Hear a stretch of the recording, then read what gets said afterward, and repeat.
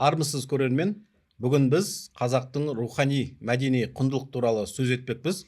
Студия қонағы Жандос Рахымұлы Қиямбеков, зерттеуші, аудармашы, түркітанушы. Жандос мырза, студиямызға қош келдіңіз. Рахмет шақырғаныңызға. Жандос Рахымұлы, алғашқы сұрағым, жалпы осы рухани мәдени құндылық дегеніміз не? Осы сұрақтан бірінші әңгімемізді бастасақ. Адамзат баласы өз қоғам болып өмір сүруге жаратылған бір жаратылыс. Жеке өмір сүре алмайды. Бірақ ол қоғам жеке адамдардан тұрады. Енді жеке адамның көзқарасы, жеке адамның дүние танымы қалай қалыптасады? Ол қоғаммен қалыптасады. Ал қоғам осының бәрін қорытып әкеп, өздері бір белгілі бір дәрежеде жүйе құрылады. Бұны енді әртүрлі бағытта түсіндіре беруге болады. Бірінші кезекте, мысал үшін, жалпы тарихи адамзат баласы бұлай болған, кәдімгі эволюциялық көзқараста түсіндіруге болады. Одан кейін діни көзқараспен түсіндіруге болады. Ең негізгі әлемде қалыптасқан, яғни зерттеулердің бағыты осы екі бағытта. Біреуін, мысал үшін, кейде біреулер айтады, ғылыми тұрғыдан, екінші діни тұрғыдан. Негізі бұл, менің ойымша, бұл екеуі бір нәрсе. Яғни діни тұрғы деп бөліп алу, ол кейіннен шыққан нәрсе. Мынау ғылыми, мынау діни деген әңгіме жүрмейді. Жалпы зерттеу, жалпы адамзат үшін, адамзаттың оның ішінде адамзат руханияты мәселесінде мына жерге дейін ғылым, мына жерге дейін дін деген әңгіме жүрмейді. Бұл жаратылыс, болмыс, адами болмыс. Адами болмыс деген не өзі? Адамның болмысы қай жерге дейін, қалай қалыптасқан, нені қамти алады, нені қамти алмайды? Осының бәрі қорытылып келген кезде адами болмыс өзі шығады. Бұның жаңағы мына жері ғылыми, мына жері діни, мына жері тағы басқаша, ал діни болса қай діннің көзқарасы, онда бәленбай көзқарас шыға береді. Негізінде келгенде тоқытыры бір-ақ нәрсе. Бұл адамның жаратылысы неге сай? Неге сай емес? Қайсы жаратылысқа тән, қайсы жаратылысқа қайшы әрекет? Яғни бұл адами тұрмыстың, жаңа сіз айтып отырған мәдени құндылық, рухани құндылық, және одан кейін ұлттық құндылық мәселесі кірді ортаға. Қараңыз, бірінші кезекте әуелі адамның өзін қолға алып алайықшы, кім бұл адам дегеніміз? Немесе не? Бұның енді философиялық тұрғыдан Бәленбай деген философ адамды бәлен деп суреттеді, түгенбай түген деп суреттеді. Ол шексіз кете береді. Ол біздің бүгінгі әңгімеміздің тақырыбы емес деп ойлаймын. Бізге қызығы жалпы адамның болмысы неге сай, неге сай емес. Осыны кішкене ашып түсініп алсақ, одан кейін қазаққа келейік. Сосын әрғарай әңгімемізді жалғастыра береміз. Ең бірінші рухани дедік. Адам жалпы екі болмыстан тұратыны белгілі. Бұл жерде сөздің өзінен сіз рухани құндылық деп сұрақ қойдыңыз маған. Физиологиялық, медициналық құндылық деген жоқсыз. Яғни адамды екіге бөліп алдық. Біреуі дене, ол медицинаның шаруасы қазіргі тілмен айтқанда, екінші руханият. Ол денеден тыс нәрсе демек. Яғни денеде көзге көрінбейтін бір күштер бар. Руханият сол. Рух дегеніңізді сол өзі. Біреу рух бар ма, жоқ па, анау ма, мынау ма деген талас, ол да дәл қазіргі жағдайда біздің әңгімеміздің сыртындағы мәселе. Жақсы. Демек, рух бар. Яғни біз рух бар деп санаймыз. Неге? Рухани деген сөзді пайдаланып тұрмыз. Яғни адамның материалдық мәселесі бізге қазіргі тақырыбымыз емес. Руханият. руханият дегеніміз не сонда? Оны адамның материядан тыс дүние танымы, соған қарай әрекет етуі руханият мәселесі. Енді қарап отырсаң, адам руханиятында үш үлкен күш бар екен. Бұл бірінші ақыл күші, екінші ашу күші, үшіншісі қызығушылық күш. Осы адамның руханиятын қалыптастыратын үш күш. Физиология дененің күші анамен мынамен өлшенуі мүмкін, қанның бүйтуі сөйтуі деген сияқты. Бірақ руханияттағы күш осы үшеуі. Қандай мәселе болса да осы үш күштің деңгейлерінен, дәрежелерінен өрбейді, шыға береді. Енді осы үш күштің әрқайсысы үш неден тұрады, деңгейден тұрады.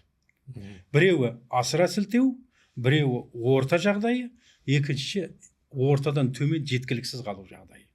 Мәселен, ақыл күшінің асыра сілтенуі бұл алаяқтыққа апарады адамды. Адам алаяқ, өзін ақылдымын деп санайды. Яғни басқалардан артық ақыл жүргізу, ақыл былай айтқанда ақылды болып кету, бұл алаяқтыққа апарады. Нормадан тыс деген сөз. Алдау басталады. Басқалардан жоғары ғой ақылы. Демек ол сол алдау, алаяқтық түрінде көрінеді. Орта деңгей даналық. Біреулер мысалы даналық деген не деп жатады? Анау пәленше дана екен, анау абыз ақсақал даналықпен сөз айтты. Осы даналық ақылдың орта деңгейдегі өлшемі. Асыра сілтеу жоқ, кемшін қалу жоқ, дәлме-дәл дер кезінде керек әңгіме, керек сөз шығу даналық. Жеткіліксіз қалу ақылдың төменгі дәрежесі, бұл кәдімгі ақымақтық. Яғни былай айтқанда енді жынды деуге келмегенмен, жалпы сау деуге де келмейтіндей дәрежеде ойлана алмау. Ақымақтық кәдімгі. Яғни неше түрлі ақымақ адамдардың тірліктері бар, қарап отырсаң адам күлетін. Осының бәрі сол ақылды дұрыс пайдалана алмаудың әсері. Енді ашу күші деген нәрсеге келейік. Ашу күшінің асыра сілтеуі қатыгездік. Ортасы батырлық. Кәдімгі батыр адамның батыл әрекеті осы ашу күшінің ортадағы деңгейі. Төменгі деңгейі қорқақтық. Кәдімгі қорқақ. Анадан қорқу, мынадан қорқу ол мәселе емес. Неден кім қалай қорқады, ол келесі әңгіме. Ал қызығушылық күштің асыра сілтенуі нәпсі құмарлық. Төменгі деңгейі еш нәрсеге қызықпау. Ортаңғы деңгейі намыс қойлық. Кәдімгі өзінің намысын сақтап, өзінің бүкіл болмысын, өзінің дәрежесін, адами келбетін сақтай алу, бұл қызығушылық күштің орта деңгейі. Енді бүкіл адамның руханияттағы әрекеттерінің барлығы, оны қалай алсаңыз да, осы үш күштің, осы үш деңгейінде жүріп отырады. Енді бұны бір қарапайым немен айтайықшы? Тілмен айтқанда, кез келген нәрсенің орта деңгейін ұстау өте жақсы нәрсе ғой. Мысалға, жер планетасы өзі домалақ. Оның оңтүстік жоғарғы жағы, төменгі жағы суық. Солтүстігі жоғары жағы деп айлайды, глобусты көз алдыңа елестеткен кезде. Ол да суық. Ортасы экватор жылы. Қазақта бір қоңыржай белдеу деген нәрсе бар. Ол сол экваторға жақын, оңтүстікке де онша жақын емес, солтүстікке де жақын емес, орта деңгейде қоңыржай белдеу дейді. Әдемі сөз. Осы бүкіл адамзаттың, яғни адамның руханияты осы қоңыржай белдеуде тұру үшін жаңағы үш күш осы орта деңгейде сақталу керек. Осы үш күштің орта деңгейде сақтай алған адам өзінің руханиятын орта деңгейде сақтайды. бұл жаңағы қандай да бір күштердің әсерінсіз адамның жалпы болмысына, ол мысал үшін біреудің діни көзқарасы, біреудің атеистік көзқарасы, біреудің секуляристік көзқарасы, біреудің тағы да қандай көзқарастар бар болса, оның барлығының жиынтығы айналып келгенде осы үш күштің әртүрлі формадағы жағдайында ғана өрбиді, басқа жолы жоқ бұның. Бұның бәленбай мың жылдан бері адамдар зерттеп тоқтаған жерлері осы руханияттағы үш күштің әртүрлі формадағы көріністері ғана. Бұл жеке адамдарда болған сияқты, бұнымен қатар жеке адамдарда қоғамда да болады. Қоғамдағы мысалға, яғни ақыл күшінің жоғары деңгейде көрінуі материалистік философияға келеді. Ал ашу күшінің жоғары деңгейде асыра сілтенуі кәдімгі зұлымдық соғыстардың басталуына апарады. Ал қызығушылық күштің асыра сілтенуі бұл кәдімгі азғындық, адамды тобырға айналдыратын қоғамдағы неге апарады. Сондықтан бұл күштер жеке адамда да бар, қоғамда да бар. Түсінікті. Жандос Рахымұлы, сіз енді жалпы адамзаттық тұрғыда айттыңыз мәселені. Енді біз шаңырақтан шартарапқа қарасақ, тақырыпқа, қазақтың рухани мәдени құндылықтары дегеніміз не? Жалпы қазақтың рухани мәдени құндылықтарының бастау бұлағы қай жерде? Тарихқа шегін жасасақ. Енді осы жерде бір қызық нәрсе туады. Сіз қазақты қай жерден алып отырсыз? Қазақтың өзі кім?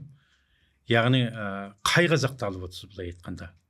Егер әңгімемізді бергерек жылжытқымыз келсе, онда мынау жеке дербес ұлт ретінде қалыптасқан, хандық ретінде қалыптасқан мемлекеттік тұрғыдан алғанда, енді 15 ғасыр Керей мен Жәнібектен қазақ хандығынан бері қарай алайық па, жоқ әлде одан ар жағынан алу керекпіз ба?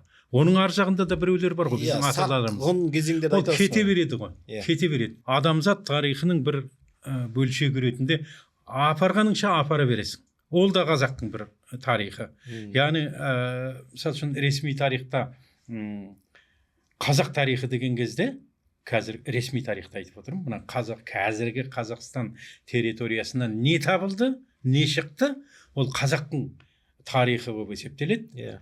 Ал дәл ар жағында мысал үшін көршілерімізді алсақ, қай көршіңді алсаң да ол мәселе емес. 1 метр шекараның арғы бетіндегі табылған жәдігер ол ана елдің тарихы болып есептеледі. Бұл бір ресми түрде келісілген нәрсе сияқты. Бұны енді қол қойып, мөр басып бекітті ме жоқ па, мен оны білмеймін, саясаткерлердің әңгімесі. Бірақ қалыптасқан ғылыми дәстүр осылай. Қазақстан тарихы деген кезде Қазақстан территориясынан не шықты, қандай жәдігер табылды, не болды, осының бәрі Қазақстанның тарихы, және ол автоматты түрде қазақтың тарихы дегенге әкеледі. Сондықтан әңгімемізді жинақтайық кішкене. Егер әріден алатын болсақ, шашырап кетеміз. Беріден алатын болсақ, шартты түрде ғана келісәлім. Өйткені, яғни қазақ деп паспорт алғаннан бастап, былай айтқанда, қазақ хандығынан бастап алатын болсақ, бұл да шартты ғана бір әңгіме болып қалады.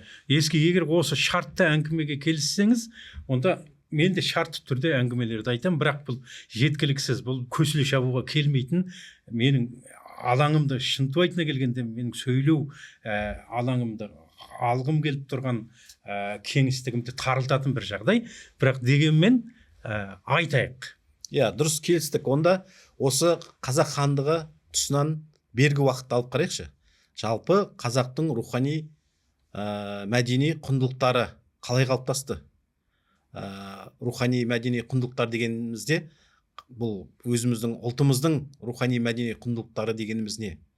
Осы сұраққа жауап берсеңіз. Бұл сұрақтың жауабы бір-ақ сөз, қысқаша. Бір-ақ сөзбен айтам. Егер оны қабылдасаңыз, одан кейін оны ары қарай ашып өрбітейін. Бұл қазақ деген сөздің өзінде жатыр. Бұл сөздің сұрақтың жауабы қазақ деген сөздің өзінде жатыр. Қазақ деген сөз еркін деген мағынада. Яғни бұны кәдімгі түркітанушы филолог ретінде айтып отырмын. Қазақ сөзінің бүкіл ғалымдар тарапынан мойындалған ең негізгі мағынасы еркіндік, еркін халық деген сөз. Мысалға орысшада вольный казак деген сөз бар. Қазақ деген екеуі бір мағыналық сөз. Осы сол жердегі вольный сөзі, енді орысша қосып отырмын, амал жоқ.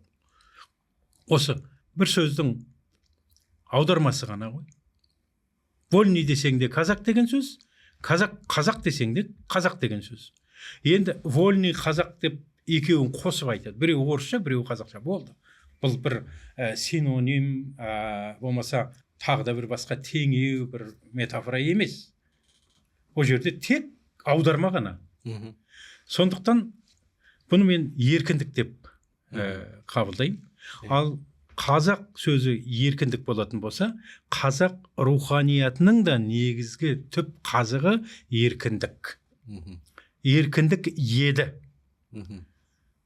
Мен еді менен өткен шақта сөйлеуге мәжбүр болып отырмын.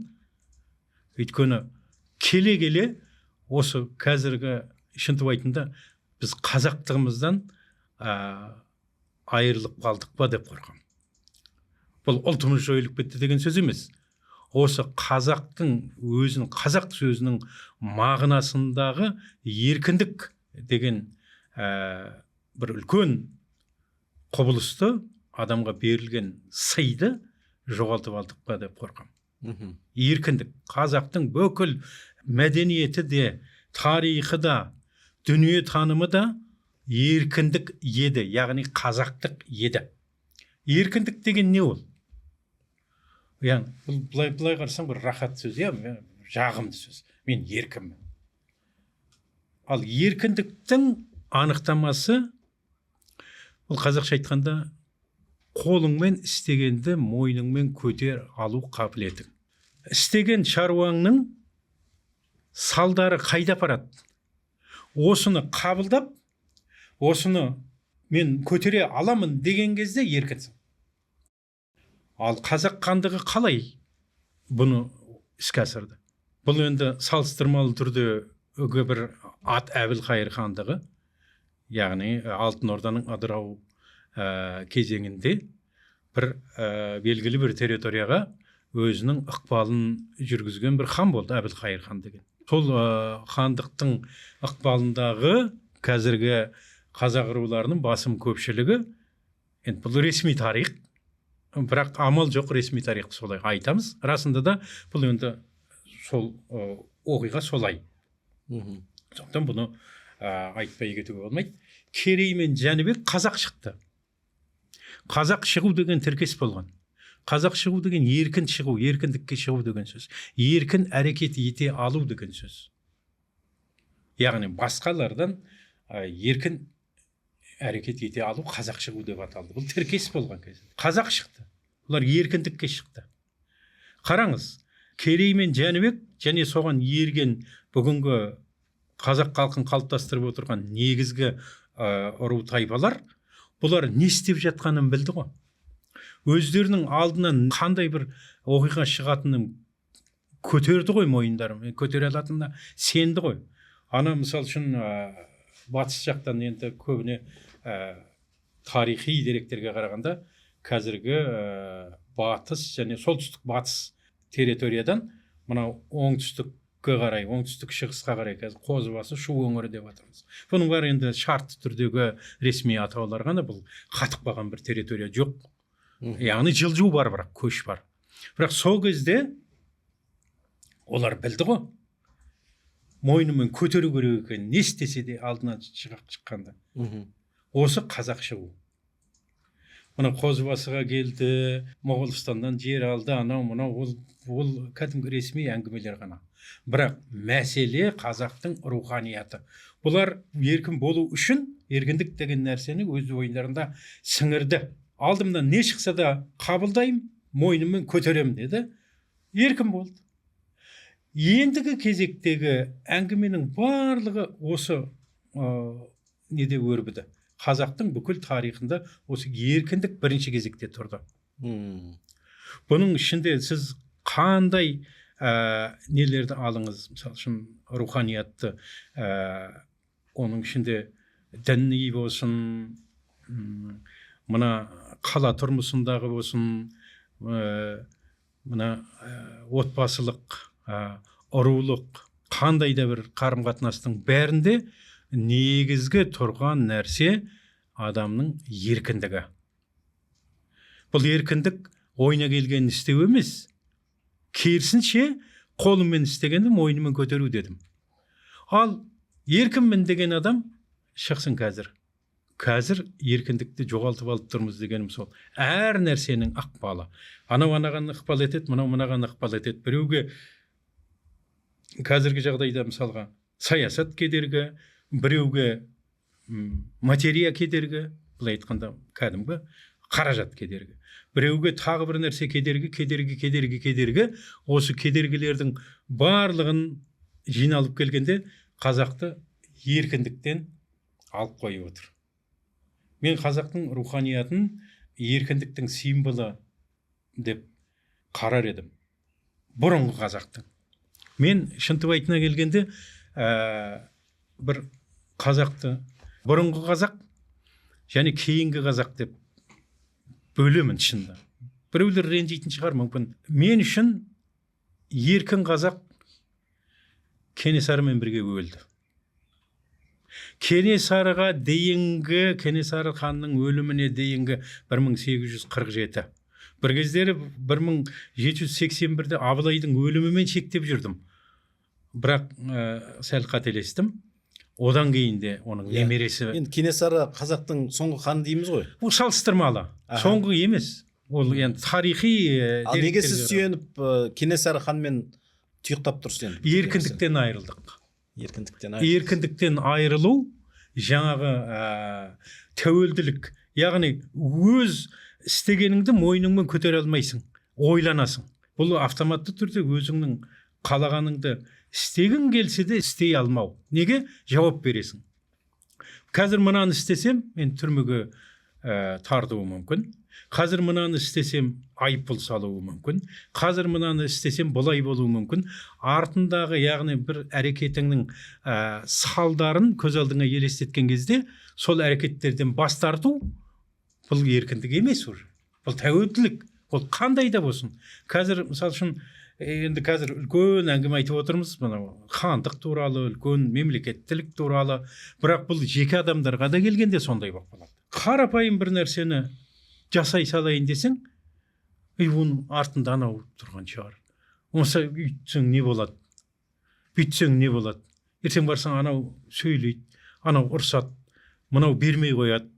Енді қарапайым кәдімгі тұрмыс тіршіліктің өзінде осы еркіндік жойылып жатыр. Бұл еркіндікті жоюдың құралдары көп қазір. Яғни сіз өзіңіз мына бұқаралық ақпаратта жұмыс істейтіндіктен, бұл бұқаралық ақпарат құралдарының өзі осы еркіндікті тежеудің құралына айналып кетті. Жандос Рахымұлы, енді мына біз жаңағы еркіндік төңірегінде жалпы қазақтың түп түсініктемесінде бұның еркіндік екендігін айтып отырсыз ғой. Енді осы еркіндік, тәуелсіздік, азаттық мәселелері жалпы қазақ тарихындағы басым бағыт демей қойықшы. Ең бірінші жаңағы алғышарт болды ғой жалпы.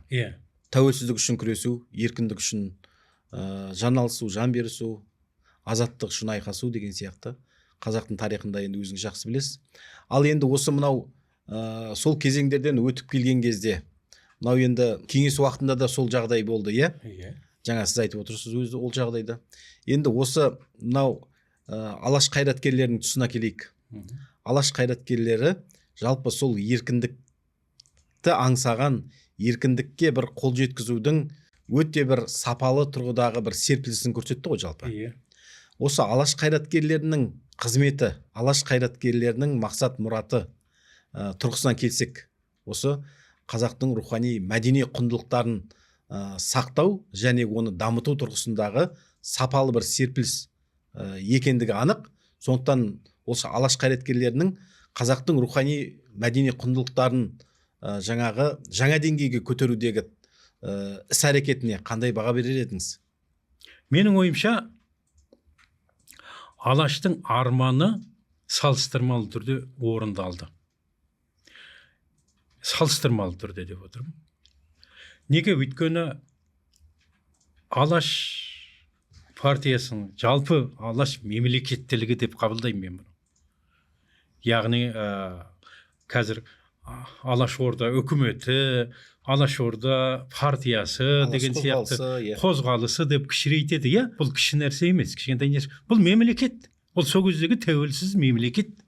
Олар соны жасады. Оны солай деп қабылдаймын, солай болды да. Бірақ оны біреу бұлай таныды, біреу бұлай танымады, ол мәселе емес. Біз өз ішімізде соны жасап үлгердік. Бірақ ол кейін тоқтатылды, таратылды, қудаланды, ол басқа мәселе. Ал енді алаштың көздегені, со көздегі көздегені, тағы да айтамын, со көздегі болашақтағы армандар емес, қалай болса екен деген армандар емес, со көздегі бастаған істері шартты түрде орындалды, менің ойымша. Бірінші кезекте ресми түрде де болса, мына Біріккен ұлттар ұйымы деп аталатын бір ұйымға мүше ретінде тәуелсіз мемлекет қалыптасты. Бұл алаштың бір арманы. Екінші, алаштың арманы осы мемлекеттілікті қалыптастыру жолындағы барлық механизмдер. Бұл қаржылық болсын, бұл білім саласы болсын, бұл әскери сала болсын, жалпы мемлекеттілікті қалыптастырудағы олардың еңбегі. Олардың әрқайсысы бір-бір ғылымның бір-бір саласын алып, алғашқы оқулықтарды неге жазды? Бұл білім жүйесін қалыптастырудың алғашқы әрекеттері. Яғни қазақтың өзінің білім ғылым жүйесін қалыптастыру армандары сол. Бүгін орындалды ма? Шартты түрде орындалды. Ғылым академияңыз бар ма? Қаншама академиктеріңіз бар ма? Бәленбай 100 жоғарғы оқу орындарыңыз бар ма? Олардың сапасы бұл басқа мәселе. Яғни бір нәрсенің жолға қою бар, және оның сапасын көтеру бар. Және оны әлемдік додаға салып, әлемдік деңгейдегі аламанда оздыру бар.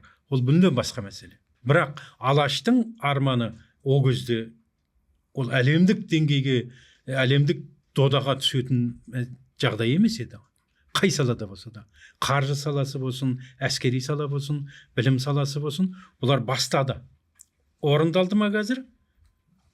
Жаманды, жақсылы орындалды. Мен бұған шүкір етемін. Ал енді соны ары қарай дамытып, әлемдік деңгейде озық үлгіге, әлемдегі озық елдердің қатарына көтеру, ол біздің міндетіміз. Қазіргі ұрпақтың міндеті. Алаштың мойнында қарыз жоқ деп сенемін. Қолынан келгенін жасады, сол кездің шарттарына қарай, сол кездің талабына қарай. Өйткені жаңа айттым, Кенесарыдан кейін арада қанша 70 неше жыл, яғни 1847 жылдан 1917 жылға дейін қанша? 60 жыл ма? 70 жыл. Үзілді ғой мемлекеттілік. Алаш соны қалыптастыра алды, қалыптастырып үлгеріп кетті. Бізге ешкім сыйлаған жоқ. Солар қалыптастырып үлгеріп кетті, өздері кеткенге дейін, өздері қудаланып, жаңағы мемлекеттік қызметтен жалпы елге, халыққа қызмет ете алу функцияларынан айырылғанға дейін, біреу қамалып, біреу атылғанға дейін үлгеріп кетті. Сондықтан мен алаш қайраткерлері өздерінің қазақтың алдындағы борыштарын толық өтеп кетті деп сенемін. Ол солайды. Енді Жандос Рахымұлы, мынау алаштықтар жалпы мынау аластатылды ғой енді. Жаңағы 37 жылдардағы мына репрессияда тіптен атылып кете барды. Одан кейінгі кезеңде қарап отырсақ, қазақтың осы Кеңес одағындағы тарихында бір қарсылық тарихы, яғни Кеңес одағының мынау ұлттарды, аз ұлттарды оның ішінде басып жансу саясатына бір қарсылық иммунитеті әлсін бой көтеріп тұрғанын байқаймыз. Мынау жасырын бірнеше ұйымдар болғанын, сол кездегі диссиденттердің болғанын білеміз, иә, тарихымызда. Енді ат жөндерін атамай ақ қояйық, бірақ сондай ұйымдардың болғанын, диссиденттердің болғанын білеміз. Сотталып кетіп жатты сол кеңес уақытының өзінде. Мынау 60-шы жылдардағы әдебиеттегі бір алтын ғасыр деп айтып жүрміз. Осындай біздің кеңес одағының кезінде 50-60-шы жылдардың өзінде жалпы қазақтың рухани мәдени құндылықтарының сапалық тұрғыдағы бір серпілістерін байқаймыз да. Яғни жалпы осы рухани мәдени құндылықтардың керемет бір дамып кетпесе де, бірақ сол өзінің бұрынғы дәстүрлі сабақтастығын сақтап, сол қарсылық білдіргенін және дамуға деген талпынысты байқайды екенбіз. Бұны сіз қалай бағалайсыз? Бұл бағанағы қазақтың өзінің қанындағы еркіндік мәселесі. Сол еркіндікті қалай болғанда да мүмкіндігінше көп пайдаға асыру, осы еркіндігін қозғау, халықтың еркін қимылдау иммунитетін сақтап қалу жолында әдеби, тарихи шығармалар жазылды ғой. Сіз енді соны көп жағдайда айтып отырсыз. Енді қазір анау ананы жазды, мынау мынаны жазды деп атын атап түсін түстесек, бұл бір әдеби кешке айналып кетеді. Бір-екі адамды айтпай кете алмай отырмын. Екі адам емес, біреуіне айтайыншы. Ол Мұхтар Мағауин. 60-шы жылдардағы 50-інші жылдардағы мына Ермұхан Бекмұхановтың тарих ғылымындағы ерлігі, сол кездегі жалпы қазақ ғылымындағы сол еркіндікті жасырын түрде болса да, жасырын емес, жалпы мына көркем әдебиеттің жалпы ғылыми айналымға түскен мәтіндердің арасына кіргізу мәселесін белгілі бір дәрежеде көтерді бұлар.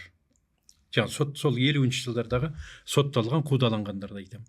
Енді атын атайтын болсақ, мысалы үшін солардың біреуі Әуезов, біреуі Ермұхан Бекмаханов, ең нелері. Бұлар әдеби шығармаларының ішінде қазақтың ұлттық құндылықтарын кіргізіп жіберді ғой. Мынау мысалы үшін Абай жолының өзі жасырын басылуы басында. Жасырын басылған бірінші кітап. Басып жібергеннен кейін мынау қайдан шықты деген сияқты әңгімелер болды. Бұның өзі мысалы сол кездегі күрес қой. Ал енді осы мынау еркіндік мәселесіне келгенде бағана біреуді айтпай кете алмаймын дегенім, бұл Мұхтар Мағауин. Марқұм Мұхтар Мағауиннің Аласапыраны.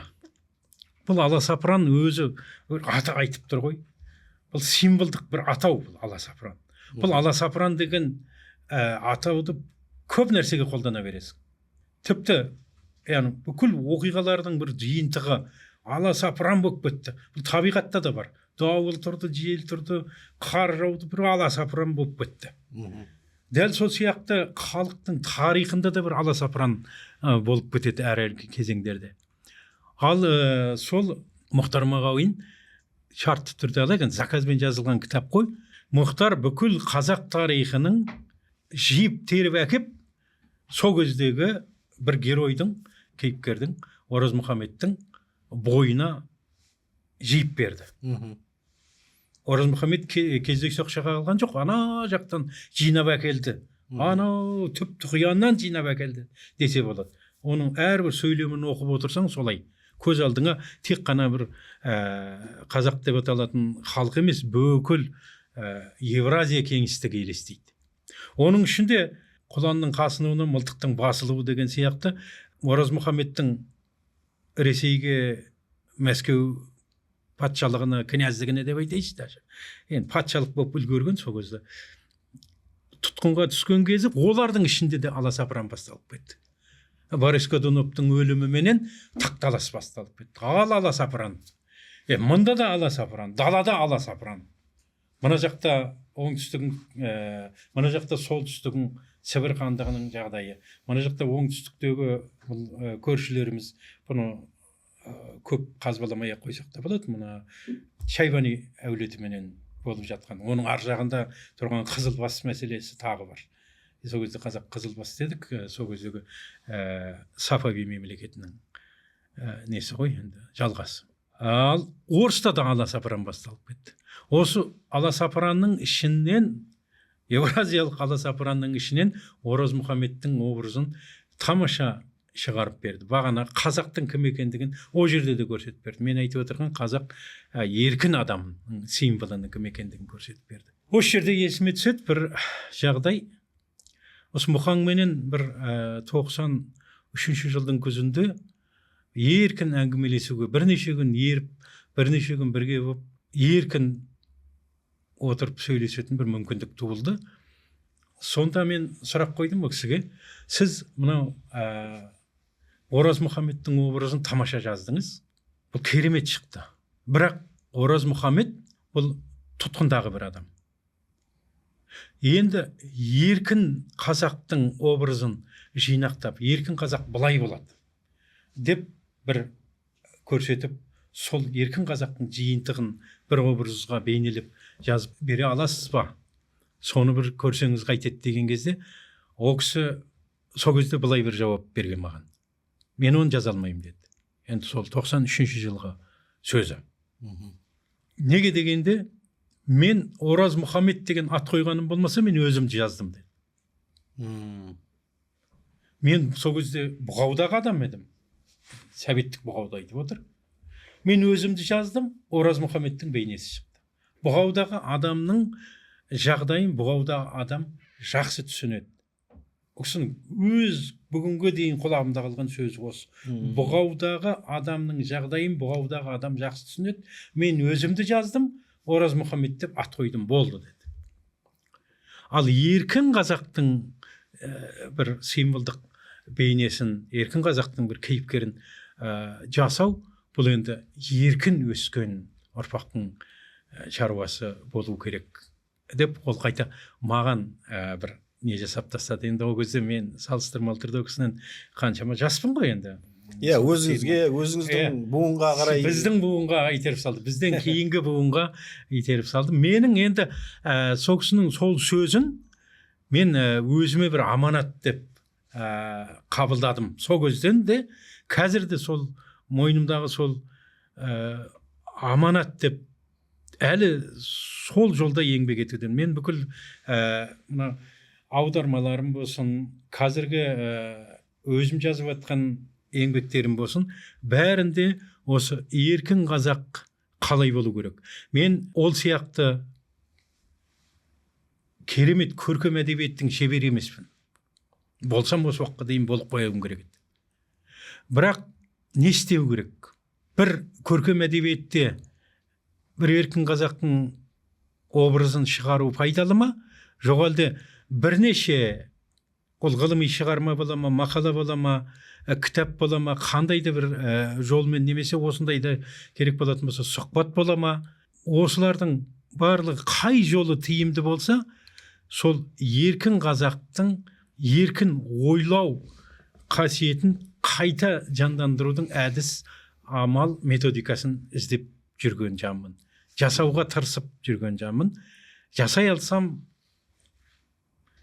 құба-құп, менен бақытты адам болмайтын шығар. Жасай алмасам, қолымнан келгені осы дермін, енді келешек ұрпақ түк бітірмей кеттің десе кешірсін.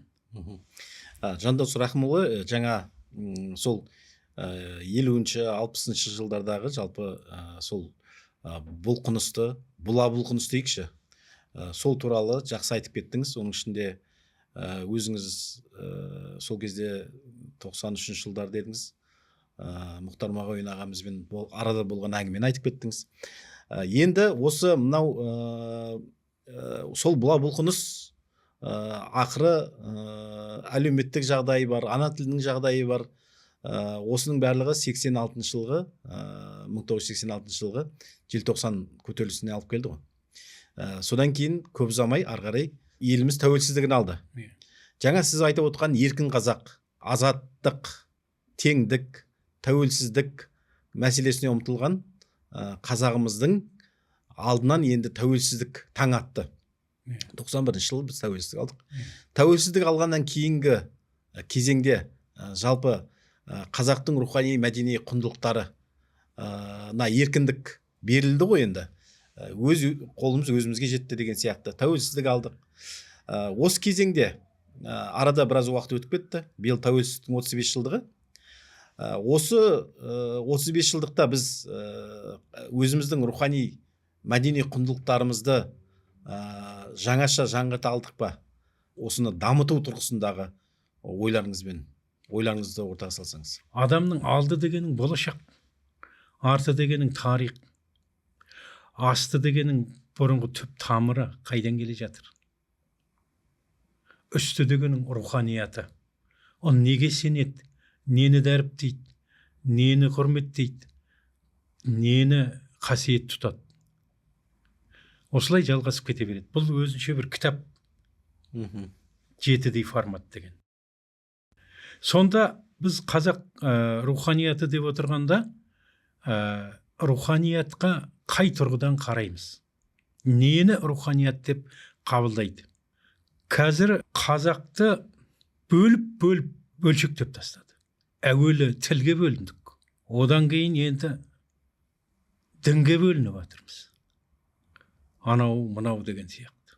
Енді тек Құдай сақтасын, территориялық бөлінісіміз ғана қалып тұр. Жалпы бұрынғы классикалық мемлекеттіліктің үш тұғыры, бұрынғы деп айтам, бұған біреу келісер келіспес. Мен түркітанушы болғандықтан түркінің бұрынғы дүниетанымын айтып отырмын. Бұлардың яғни бұрынғы түркілік дүниетанымдағы мемлекеттіліктің танымы үш тұғырлы еді. Біріншісі тіл, екіншісі дін, үшіншісі территориялық тұтастық. Бұны бірінші, екінші деп орнына ауыстырып қоя берсең болады. Біріншісі территориялық тұтастық, екіншісі тілдік бірлік, үшіншісі діни бірлік деген сияқты. Ол қатып қалған нәрсе емес. Бұл мемлекеттің шарты ғой. Шарты бұрынғы біздің, яғни қазақтың, былай айтсаң, қазақтың бұрынғы. Оның ішінде тәуелсіз мемлекеттің шарты ғой енді. Әрине тәуелсіз мемлекеттің шарты. Тәуелсіз мемлекеттің бұрынғы шарты осы еді. Қазақ осылай қарады мемлекеттілікке. Территориялық бірлік, тіл бірлігі және дін бірлігі. Осыны негізге алды. Енді қазір рухани құндылық деп тұрғанымызда біреу үшін, мысалы үшін тіл бір құндылық болатын болса, мемлекеттіктің негізін ұстап тұрған, ол ала болып қалды. Яғни бірнеше тілді қазақ шықты қазір. Бұрын екі тілді дейтін, қазір 3-4 тілге айналып кетіп бара жатыр. Ағылшын, Қытай, тағы да қаншама тілдерді білетін адамдар енді екі тілді дегеніңіз ойыншық болып қалуы мүмкін. 3-4-5 тілді Қазақстан шығуы мүмкін. Ал бір дінді қойып бір мазхабтағы қазақ едік. Яғни Ханафи мазхабын. Мен бұл жерде бір дінді айтқым келіп тұрған жоқ. Қазақтың мемлекеттілік тұғырын айтып отырмын. Әйтпесе мен молда емеспін, діни әңгіме айтпаймын, құқымда жоқ. Бірақ бұрынғы қазақтың мемлекеттілігін және руханиятын ұстап тұрған бір фактор. Оны аттап өте алмайсың. Қазір де солай. Енді қазір дінді қойып, мазхабқа бөлініп, тағы да қаншама енді секта дейсің ба, не дейсің, неше түрлі нәрсе шығып жатыр. Құдай сақтасын, әзірге территориялық тұтастығымыз ондай не көрсетіп жатқан жоқ. Яғни біз ана жақ бөлінсін, мына жақ бүйтсін, сөйтсін деген сияқты Құдай бет аулақ. Ол бар. Енді бұрынғы анықтама бойынша осы үшеуінің екеуі жойылған кезде мемлекет автоматты түрде жойылады деп анықтама беріп қойған. Бұл мен қазір айтып отырған нәрсем емес. Бұл бұдан бәленбай ғасырлар бұрын айтып кеткен қазақ. Ана заманнан бері қарай. Енді осының екеуі бізде қазір ала болып қалып тұр. Тіл мен дін. Ары қарай енді қайсың руханият дейсің, қайсының руханияты, мысалға тіл дейтін болсаң, ол әдеби шығармалар бейнесінде халыққа тарау керек, көрініс табу керек, не болу керек. Бұны енді мысалы үшін анау бесік жырынан бастап эпосқа дейін әкеле беруіңе болады. Немесе поэзияда, прозадағы, яғни тіл жағынан алғанда. Діни жағынан алғанда да неше түрлі қоғамға ықпал ету жолдары, механизмдеріменен оны да сақтау керек болар еді. Ал тағы да мысалы үшін ұлттық дәстүрлеріміз, мынау наурыздан бастап қаншама дәстүрлеріміз. Бұның бәрін сақтаудың механизмдерін қай тұрғыдан алып, қай руханиятқа сүйеніп, оны жалғастыруды талап ету. Бір нәрсені жалғастыру талап ету үшін оның қажет па, емес па? Қажет болса, не үшін қажет? Оның іргетасы қайда жатыр? Осыны көріп алу керек қой. Егер соны негізделмесе, ол қажетсінбей қалады адам. Оның не керегі бар дейді. Оның керегі бар. Ол мынау үшін керек деп. Мысалы, қазір мен фольклор танушы ретінде фольклордың мынау деп санап беру, ол бір басқа әңгіме. Ал тағы да қандай, мысалы үшін музыка өнері болатын болса, оны мынау үшін қажет, мынау үшін күй, мынау үшін қажет, жыр мынау үшін қажет деп санап беру, ол тағы да бір мәселе. Осының барлығын қазіргі қазақ қаншалықты өзіне қажетсініп отыр, осы мәселені негізге алу керек. Қажетсінетін жағдайға әкелу керек. Онсыз сақталмайды ол. Адам қажетін ғана арқалап жүреді бойында. Жүк, қажет емес, онда ол жүк болып көрінеді. Ол одан жери бастайды. Қазақта керек тастың ауырлығы жоқ дейді. Егер ол тасты керексінбесе, ол не қылады оны арқалап? Ол тас, ол ауыр. Бірақ керек па? Арқалайды. Онда оның ауырлығы жоқ. Ал енді қазіргі қазақтың мәдени, рухани, тағы да басқа, яғни рухани дегенде соның бәрінің ішіне кіріп кетеді. Мысалға, әдеби құндылықтарын қазақ қазір сезіне алу механизмдерін құрастыруымыз керек. Қазақ егер соны бұл маған қажет деп сезінсе, ол сен қылышпен шауып бөліп ала алмайсың оны. Өзі алады оны. Үйту керек, бүйту керек деген әңгіме, былай айтқанда бір ағаштың жапырағына дәрі шешудің пайдасы аз, өте аз, мүмкін жоқ та шығар. Егер оның тамыры шіріп кеткен болса. Менің бүкіл айтқым келіп отырған әңгімемнің тоқ етері қазақтың өзінің руханиятының тамырына су құю, қайта жалғау, үзілген тамырларды қайта жалғау механизмі. Менің бүкіл айтпағым осы. Көрінбеуі мүмкін, тамыр көрінбейді жердің астында, ағаштың тамыры көрінбейді. Тамырға жасалып жатқан еңбек те байқалмайды. Су құясың ба, дәрі бересің ба, сіңіп кетеді. Жоқ сияқты. Көрінетін жапыраққа дәрі шашып жүрген адамның еңбегі көрінуі мүмкін. Гүлін сәндеп қойған адамның өнері көрінуі мүмкін. Менің бүкіл мақсатым да, ойым да, пікірім де сол тамырды емдеу, тамырды жалғау. Әйтпесе, сыртқы көріністерге мен көп мән бермеймін. Егер тамыр болмаса, түкке де қажет жоқ, сыртына ағаштың бар жоқ. Түсінікті. Жандос Рахымұлы, енді өзіңіз түрк танушы ретінде шетелде қызмет еттіңіз, оқыдыңыз, білім жетілдірдіңіз. Жалпы осы шетелдік тәжірибеге мен салыстырсақ, біздің қазіргі қазақтың рухани мәдени құндылықтары және шетелде бұл мәселе қалай болып жатыр? Жалпы енді сіз көрген, мысалға Түркия елімен салыстырайық. Мен ешкіммен салыстырғым келмейді, шынымды айтайын. Түрік пен қазақты салыстырып, ана жақта анандай, мына жақта мынандай дейтін еш нәрсе жоқ. Бірақ бір нәрсе бар. Қазіргі қазақта тұлға болу, кемелдену деген бір не жүріп жатыр. Үрдіс дейміз ба? Адам өзін өзі жетілдіру керек, тұлға болу үшін, лидер болу үшін мынаны істеу керек, кемел адам болу үшін мынаны істеу керек деген сияқты яғни жоғарғы деңгейден алып бара жатқан бір үрдіс бар. Енді шетел деп отырсыз, шетелде жаңғыз Түркия емес, мен енді әлем біраз елдерін шараладық. Түркия мәселе емес, әңгіме де емес тіпті. Салыстырып бүйтейік сөйтейік дейтін де қажеті жоқ әзірге. Керек болса жекелеген тақырыптарда болуы мүмкін, оларда былай, бізде былай деген сияқты. Менің айтпағым жалпылық бір нәрсе.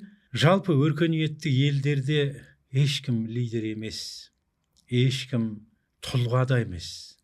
Бірақ қарапайым адами құндылықтарды өз дәрежесінде сақтап өз сөйтіп жүр.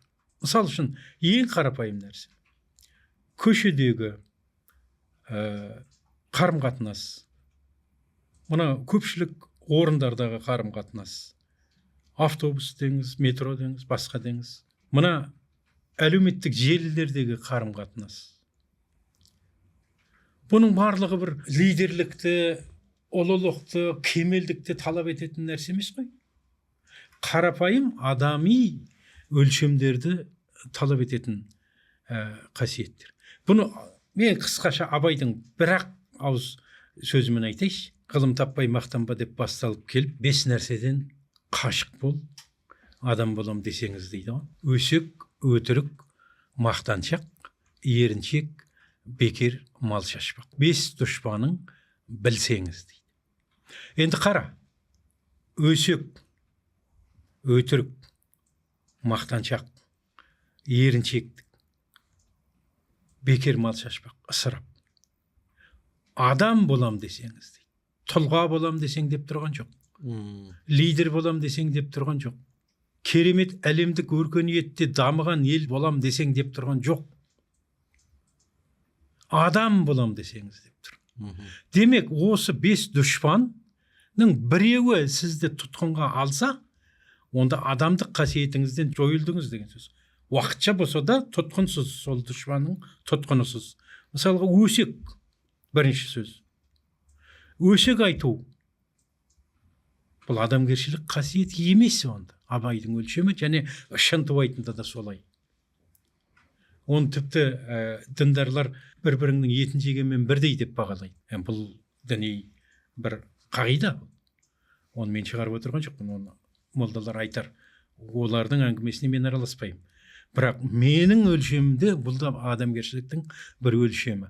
Егер шынында да өсек айту адамның етін жеумен бірдей болса, оның адам етін жеген кім сонда? Ол адам ба? Ол жыртқыш қой.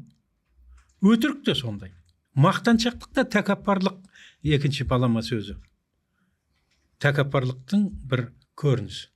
Екеуі бірдей. Мақтаншақтық не, тәкаппарлықтан туындайтын бір нәрсе ол. Жасалған әрекет, мақтану. Бұның барлығы, яғни қайсы бірі сізді тұтқынға алатын болса, адами болмыстан шығып кетуге дейін барады адам. Сол бара береді, өсек айтады, онда адамгершілік қасиет қалмайды.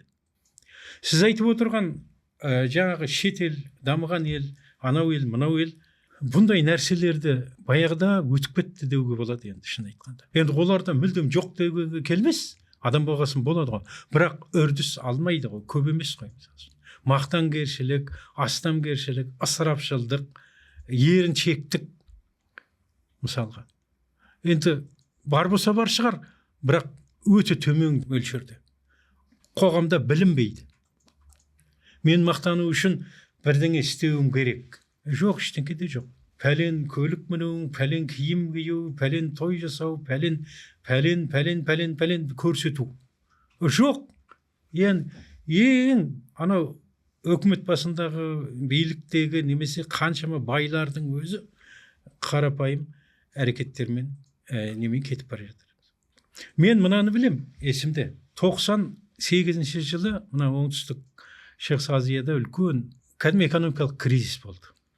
Сонда оңтүстік Кореяның бір атақты банкері банкротқа ұшырады.